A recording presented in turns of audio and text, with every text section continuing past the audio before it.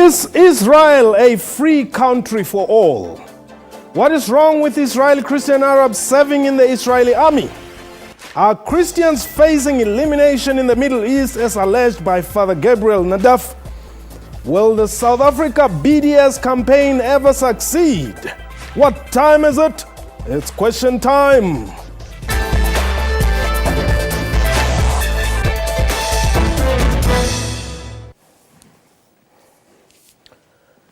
My guest today, Emily Nelson. She's the founder of Link, which is an educational content provider on Israeli-Palestinian conflict, and Mohamed Desai, BDS South Africa. BDS meaning boycott, disinvest, sanctions for Israel. This week has been declared Israel Apartheid Week by pro-Palestinian lobbyists here in South Africa. It is a period when campaigns are mounted to raise awareness about the struggle of the people of Palestine, but also to put pressure on Israel's interests here in South Africa.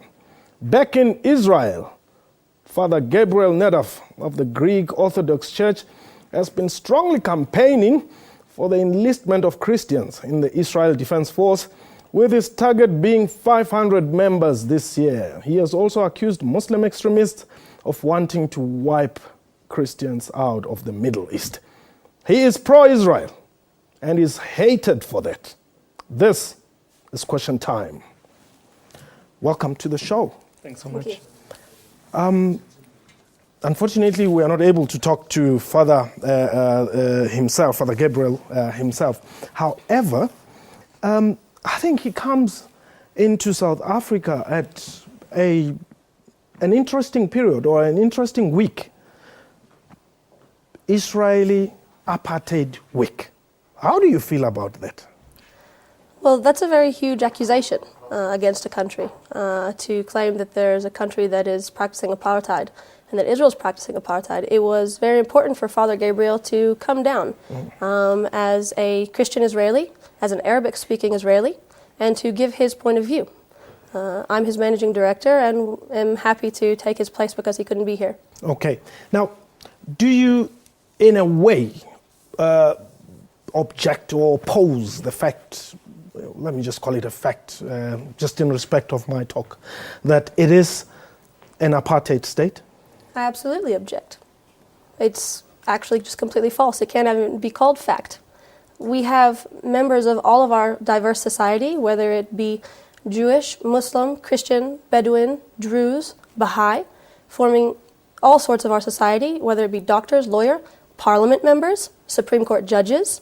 I don't think, and again, I say this as someone who is not South African. I did not grow up in South African apartheid. But I don't think that in South African apartheid, you would be having elections like we're having next month, and the chairman of the elections is an Israeli Arab. The same Israeli Arab that serves on our Supreme Court and has sent a prime minister and a president to Israeli prison because of their crimes. I don't believe that that would be an accurate definition of an apartheid state. Why, Mohammed, do you have something called Apartheid Week when the country you're targeting is not an apartheid state, according to her? Thanks, Mpo. Well, two things before I get there. The one is that, firstly, as BDS South Africa, we'd like to lend our support and solidarity out to the Greek Orthodox community whose church was attacked on Friday by Jewish Israeli settlers, and where there was spray paint that was written, "Jesus, the son of a whore." Just a few days before that, there was a mosque in Bethlehem that was also torched by Jewish Israeli settlers. These sort of attacks are not because Palestinians are Christians or because Palestinians are Muslims, but it's simply because they are Palestinians. This is really an issue not about religion, but about an indigenous population, the Palestinians, made up of many very faiths that are coming under attack from the Israeli regime. The second thing is that it's unfortunate that the father decided not to be part of this debate, and we must have his handler here, because during apartheid, at least, Mangope and Buthelezi, they could represent themselves, but today we have the handlers of the sellouts from the Israeli regime. But why do we call Israel an apartheid state? Well, firstly, because many senior people from South Africa, Archbishop Desmond Tutu, Professor John Dugard, various union leaders, various political parties have been to Palestine, have come back and have said that the situation for Palestinians today is similar to the oppression meted out against blacks under apartheid. But it's more than just a comparison. There's also a legal case that Israel is guilty of the crime of apartheid. And over here, we look at the Human Sciences Research Council report of 2009, a South African government-sponsored report that found, legally speaking, that Israel is guilty of the crime of apartheid. And so Israeli Apartheid Week is to highlight the different ways in which Israel discriminates against the Palestinian people, and to just have one black person or one Indian person in parliament, that is not the same as being a democracy. We also had the tripartite system that was attempted here locally in South Africa.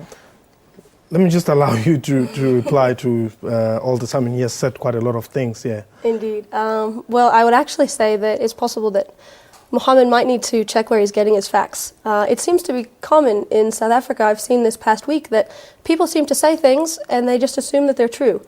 Regarding your first statement about the church, actually Father Gabriel just finished writing a letter to the Prime Minister about the issue, and it has not been proven at all who the crime was done by. And regarding Bethlehem, if you knew as much about the Palestinian-Israeli conflict as you claim that you do, you would know that Bethlehem is what's considered Palestinian territory according to the authority and the security, meaning there's actually no way, physically, that a Jewish Israeli could have gotten there and done some sort of a crime. Okay. So that's one and two. Who's lying to me? Are you aware Well, of I think that the are you question is, aware- actually, if you appreciate it, I would actually like to finish responding to all the accusations that you just put against me, even personally, which I find quite interesting, because if you call it Israel Apartheid Week, and it's done mainly on campuses in South Africa, you would assume that it would be an academic setting and an academic debate.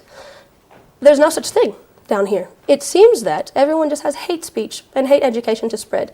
To claim what Mohammed has just claimed actually shows me, as an Israeli former student, just finished college, that this is a problem down in South Africa because the facts are distorted. Why are you distorting facts, Mohammed?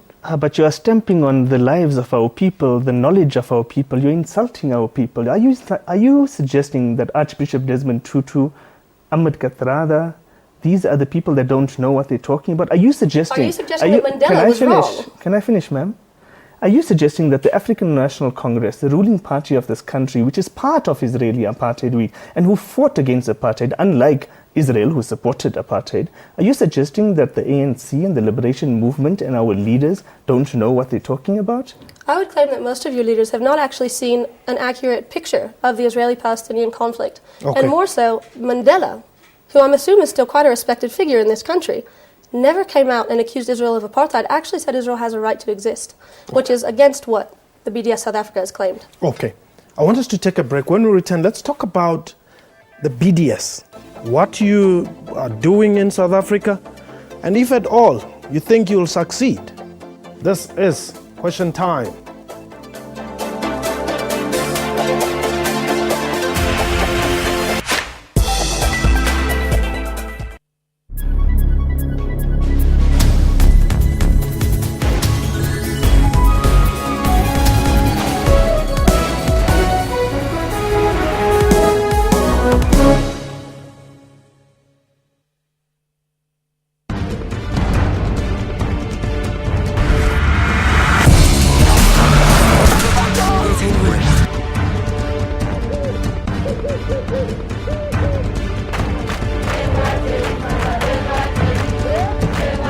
You fled to Canada. He goes to get it. No people.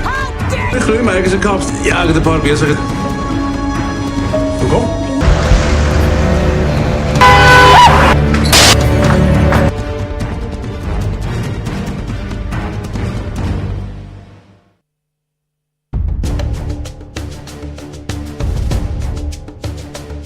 For over 20 years now, South Africa has just been one big construction site, building houses. This is the only country in the world that provides free housing. The government has done very well in this particular area. What are the challenges facing human settlements? Most of the people who move into urban centers are looking for jobs, basically, and that increases the pressure in that particular area. We know exactly what needs to be done where and how it should be done. They were also building houses for married staff, and you had the married quarters and the hostels. And all of that stopped. What happened? Nothing has stopped, Mr. Matez. We cannot solve the housing problems on our own in this country. We cannot wait for government as well.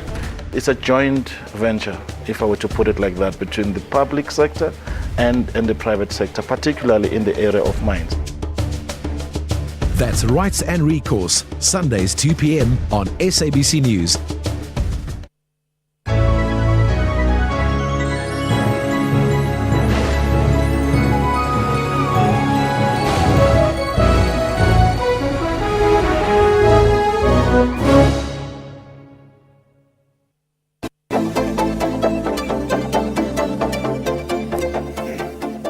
Welcome back. You're still watching Question Time. My guest today is Emily Nielsen. She's the founder of Link.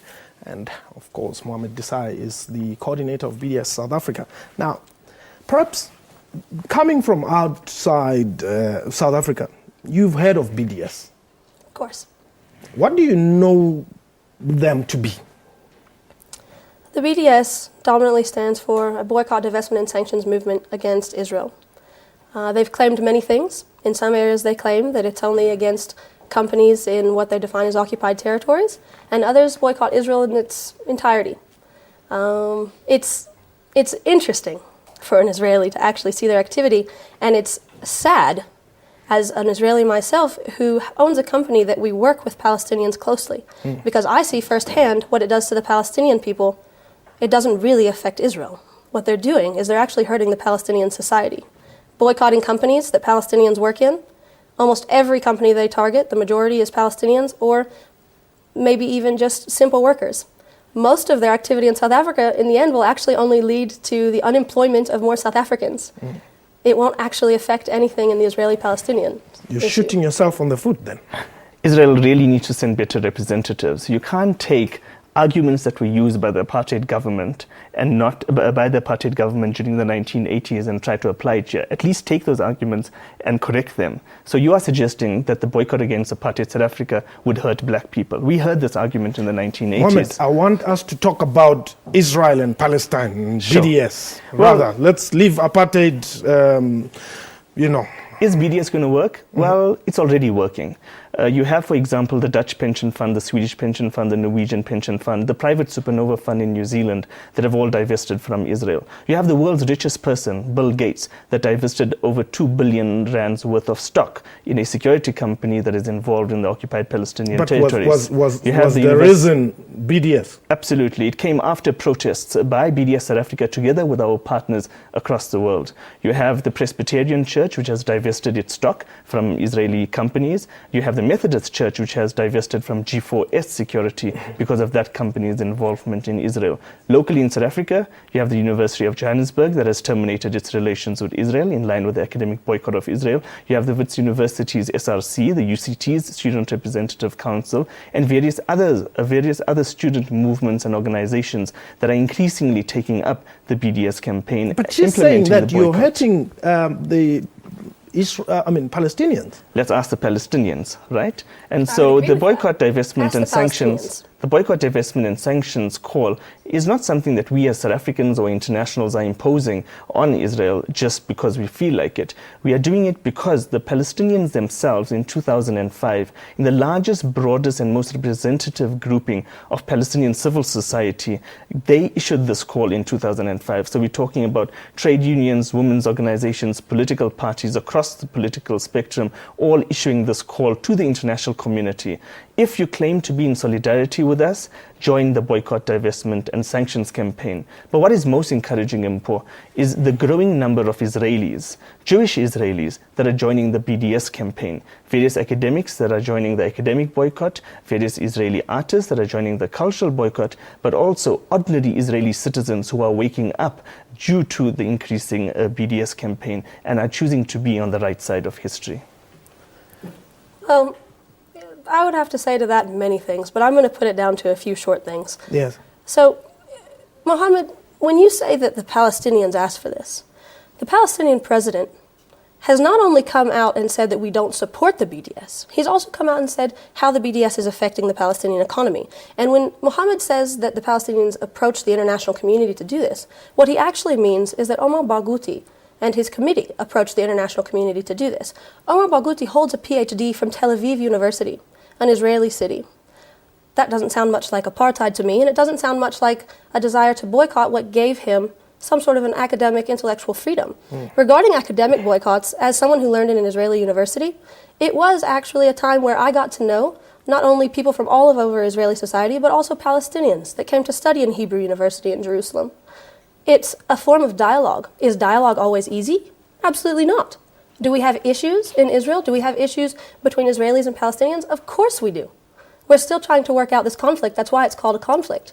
However, to say that all academics in Israel must be boycotted, you're actually trying to take away from us the only thing we have as young people that are looking for the best of our future, to actually interact with each other. Is there a future, actually, for Palestinian young people and, Israelis, living together? Absolutely. I mean, of course, I'm speaking in my personal capacity now. Sure. I have many Palestinian friends, and when Mohammed asked the Palestinians, I 100% agree with that. I don't think Israelis should be able to speak in the name of Palestinians. This week, there is a Palestinian here, a human rights activist. He is speaking about this issue. He's the person that you should speak to. Probably they don't. Do you approve of him? If he's a Palestinian, we'll be more than welcome to engage with him. But just to correct something that my colleague here is saying, do you know that Nelson Mandela was studying at UNISA whilst he was on Robben Island and whilst he was championing the academic boycott against apartheid South Africa? So Omar Barghouti having a degree from Tel Aviv University doesn't undermine the boycott. If anything, it strengthens the reasons for the boycott.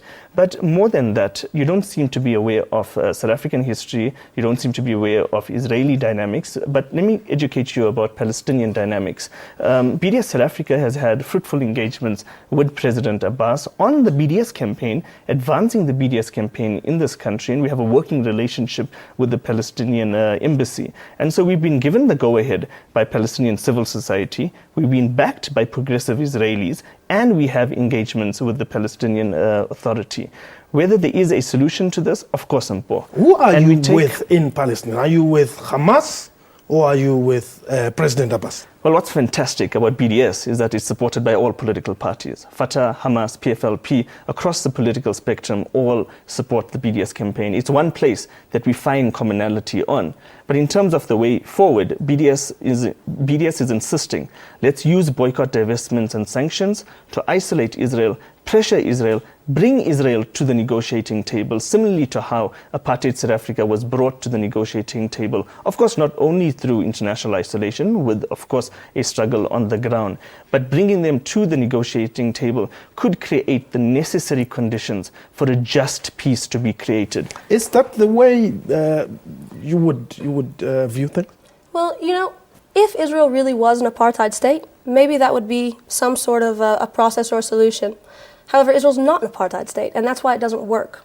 To say that it's to bring Israelis to the negotiation tables, I wonder if Mohammed actually knows how many negotiations Israel's had with the Palestinians. The BDS likes to present Israel as some sort of a Goliath and the Palestinians as a David. First of all, there's two things. One, South Africa cannot compare what happened here to what's happening in Israel and the Middle East. It's also not justified to look at the Israeli-Palestinian conflict as if this is the only thing that's ever happened in the region. Once it was called the Israeli-Arab conflict because it was regional with multiple states. Israel has made peace with Egypt in 1979, a peace treaty that has been upheld to today. Israel and Egypt worked together to deal with the crimes of Hamas together. Israel made peace with Jordan in 1994, upheld treaty till today. We're even responsible for each other's security together against other terrorist or radical threats to these two countries. So to say that Israel won't make peace is actually completely absurd. Hold the thought there. When we return, let's wrap up perhaps on a good note and see what the future holds and what can be done to ensure that there's peace in that region. This is Question Time. Please don't go away.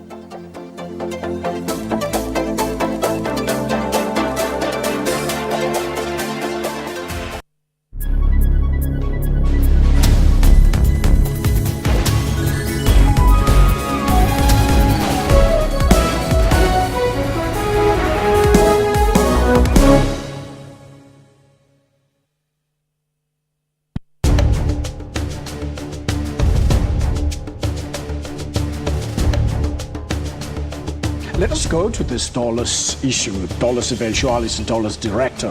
What do they actually mean to the ordinary man in the street? A practical and easy example of dolus eventualis is where two robbers walk into a bank with the intention to rob the bank. They reconcile themselves that should the teller press the panic button, they are going to pull a trigger and kill. So the intention is not to kill, but the intention is basically to rob the bank. That's Rights and Recourse, Sundays 2 p.m. on SABC News.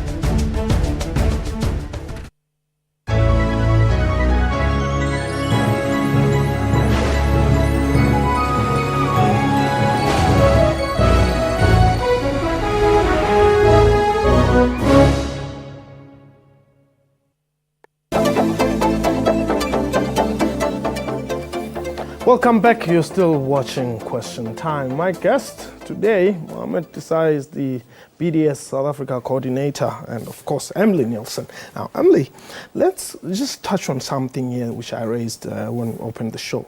Christians, are they under siege in the Middle East, or perhaps in Israel and the neighboring Palestine?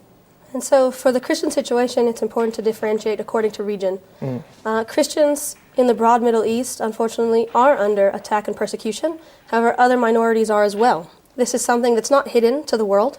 They've faced harsh persecution. I've recently met some of the Christian leaders of the Middle East because of our work at the council. The Vicar of Baghdad, Andrew Cannon White, has shared his personal story about what he experienced in Iraq. At the hands of Muslims? At the hand of radical Muslims. It's also very important, the terminology. You can't just say Muslims. 1.2% of the Israeli population is Muslim, and we live in very much good peace with them. They're part of our society. But radical Muslims, radical Muslims is ISIS, it's Hamas, Al-Qaeda, organizations that don't care about you, me, or in the end of the day, him either sometimes. And so you have to really understand the dynamics of the Middle East to answer that. Now, I know what his response is going to be to what my statement just was. I don't think there's any country in the world that's perfect. I will not sit here and say that there aren't sometimes even racist issues in Israel, but we're not an apartheid state. We're a young state, and we work on a lot of things. Israeli Arabs and Israeli Jews, Israeli Druze, I could go on, the list goes on. We all try to work together. Do we have conflict? Yes, but that's not what defines our country, and that's not what defines our hope for peace, not only in our country, but also with the Palestinians in the future. I'll finish by saying, regarding Christians in Israel and the Palestinian territories. In the Palestinian territories, the percentage of Christians, when the Palestinian Authority took over certain areas in 1995, it was 10%. Today it's 1%. Now someone has to ask themselves... Have they moved? Some have moved, some have been killed, not the majority. I will say that according to the statistics, the majority have left. Some have taken refuge in Israel. I think that's a question that the Palestinian Authority needs to answer to, and something that they need to be asked. Regarding Christians in Israel, Israel's the only country in the Middle East where the Christian population has increased from 56,000 in the 70s to approximately 160,000 today. Okay. Well, unfortunately for you, the reason that I got involved in this issue was because of an organization called SABC. It's a Palestinian Christian organization that looks at the life of Jesus Christ under Roman occupation and how it can be applied today under Israeli occupation. So I'm far more familiar with the plight of the Palestinian Christians, both those that live inside Israel and those that live in the occupied Palestinian territories. According to the 2010 statistics on why Palestinian Christians have been fleeing the West Bank, the primary reason is Israel's occupation. As you probably know, if you've been there, this town of Bethlehem, one of the most sacred towns to Christianity, is almost a deserted place because of Israel's 8-meter high, 800-kilometer long wall and Israel's illegal settlements on the other end, which completely close off the town of Bethlehem. And so the plight of Palestinian Christians is, yes, indeed a unique one for those that live both in Israel and those that live in the West Bank and the Gaza Strip. Okay. In the Gaza Strip, for example, last year the Greek Orthodox Church was bombed during the attacks on Gaza. But Palestinian Christians insist that that Israel doesn't discriminate because you're a Christian or because you're a Muslim. Israel discriminates because you're a Palestinian, and that is the basis of the apartheid.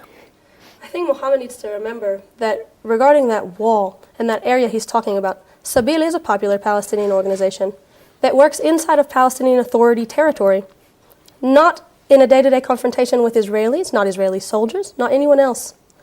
We're talking about an area, and regarding the church in Gaza, that's actually absolutely incorrect, but I'll leave the viewers to themselves to look up the correct facts. But I think that also hints to the lack of knowledge of the BDS South Africa and people down in South Africa that it's not a conflict that's close to you. Therefore, I ask myself, how has this become such an important issue in South Africa? If it's about the human rights, come for yourselves and see. I started an organization that works exactly on that. I reach out to the Christians in the Palestinian territories. Some of them have a problem with me because I'm Israeli. I accept that, but a lot of them don't, and those are the ones I work with. I'm in Bethlehem almost every week, so I know exactly what Muhammad's talking about. But I ask myself, why is it that the Christians are leaving Bethlehem and not the Muslims, if it's because of an occupation on all of them? Are we being bombarded here in South Africa with something that we're supposed perhaps not to even worry ourselves with? Well, I had an interesting discussion last week with one of the South African politicians, and it almost seemed to me that he was telling me that people will literally vote for different parties because of their opinion on the Israeli-Palestinian conflict. Well, that happens in America. Well, I think that people will definitely vote in regards to the two parties that America really has regarding their stance on Israel, but not exactly the Israeli-Palestinian conflict. That's a conflict that's still being worked out, and it's extremely important to remember that in the 1990s, the territories that he's referring to and all of this occupied, the Palestinian Authority government sat down with the Israelis in the first official negotiations and agreed to all of the territories and the peace process. Look, this politician, this DA politician that you spoke to, they're not familiar they're not familiar with the anti-apartheid struggle and what people in the international community did for us during the 1980s. They made our struggle their lives. And so likewise today, we have a debt to the international community to stand in solidarity with the people of Swaziland, the people of Western Sahara, the people of Palestine, and this is why we stand in solidarity with the people of Palestine. I hope they don't suffer too much before you realize what you're doing. Okay, let's leave it there and hope that sooner there shall be peace in the Middle East, and you would have to come back and talk on a more positive note. Thank you. Thank you. That was question time for today. A big thank you to you for watching the show and to my guests. Welcome your feedback. Question time at sabc.co.za, our Twitter handle at questiontime24. Follow me on Twitter as well at Mpotsedu. Let's discuss this matter further. From me and the rest of the crew, have yourself a wonderful time. Bye.